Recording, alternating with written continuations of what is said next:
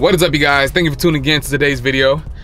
Today's an exciting video because if you guys haven't figured it out yet, today I'm on my way to go pick up the transmission that we've all been waiting for. Yeah, this is a really exciting moment, man. I'm super pumped.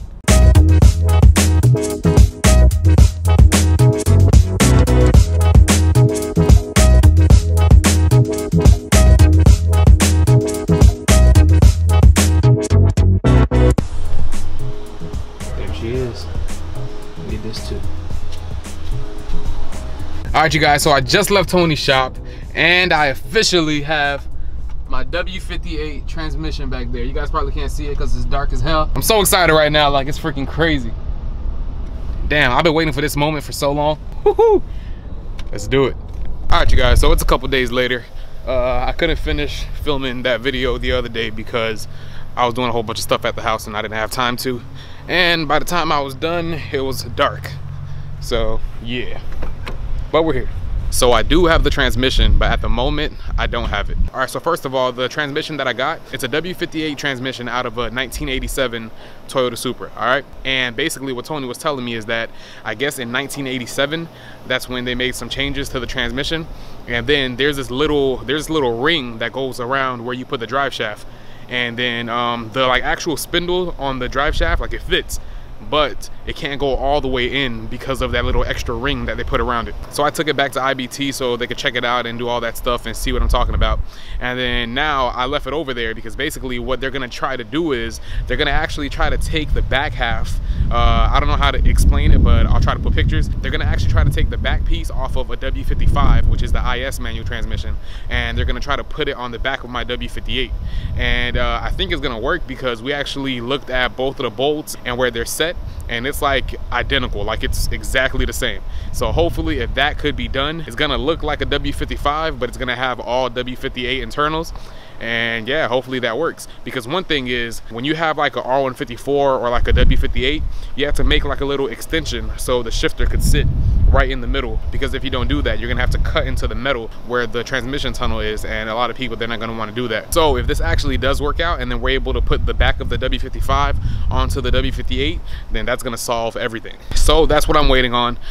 Today is currently Christmas, and Tony's gonna be taking the transmission to a shop tomorrow, and then hopefully I should hear back from him tomorrow, and then he's gonna tell me everything that's going on and everything that we're gonna have to do.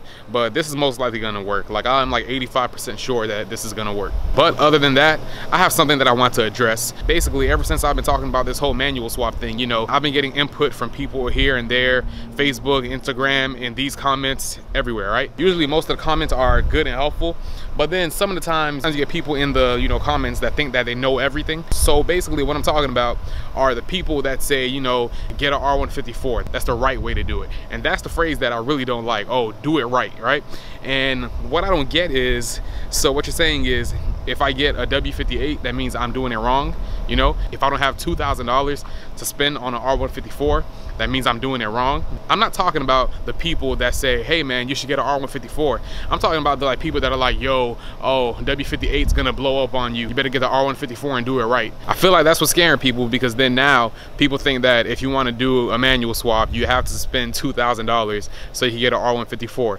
You gotta spend $700 for the CD09, and then you gotta spend another $1,800 for that Collins adapter. And I'm saying this because I have like a lot of people messaging me every day, you know, talking to me about this stuff.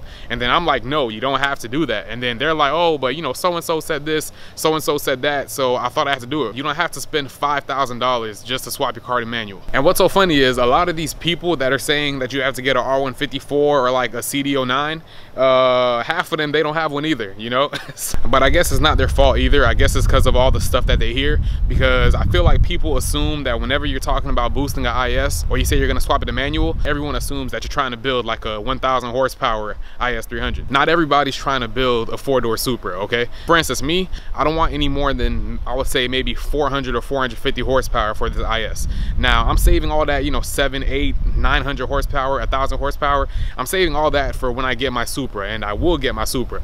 But I'm not really trying to do that for the IS. I'm trying to make like a above average daily. That's what I tell everybody. So basically what I'm saying is, if you want to swap your car to manual, you guys, and I'm speaking to the people that are really new to this thing, that need a sense of direction, to swap your car to manual, no, you do not have to get an R154. You do not have to get a CD09, all right? That's just people trying to get you to spend more money than you really have to. Now, if you are looking to get 1,000 horsepower and stuff like that, of course you got to get an R154 or like a CD09. If you're just trying to have a freaking manual car, go with the W55. If you want a little bit extra, you know, you want to be able to push 400, 450 horsepower, go with the W58, all right? And I'm not taking shots at anybody specifically. Like, I'm just saying this because of, you know, some of the comments that I see, and then some of the people coming to me saying that so-and-so told them this, when this really isn't the case, you know? Because like I always say, I do things on a budget, all right? So you don't got to spend big money to make a car manual. But that's gonna be it for today's video, guys. I'm sorry about the rant at the end, but I'm sorry I couldn't show you guys more of the transmission. I just got really busy, and then I just took it back so, you know, we can figure out what we're gonna do to get that drive shaft to fit. But I promise when I get it back, I'll give you guys like a detailed look at it and all that good stuff. So the manual swap is literally like right around the corner. Right now, all I need is the clutch line, the flywheel bolts, the slave, what else do I need? And I'm also gonna swap out the rear main seal while I'm in there, because you might as well, because mine is leaking. So I'm gonna swap out the rear main seal, and yeah, that's about it. I already added those to my cart in Amazon, and then those things came out to like $79, so that's not bad at all. So after I get those things, then this manual swap is a go. All right, so that's it for today's video. I hope you guys enjoyed it. If you did, please give it a thumbs up. If you haven't yet, please subscribe to the channel. We're almost at 6K, and I know we're gonna do it. So y'all just hit that subscribe button, and I'll see you guys for the next one. I'm out.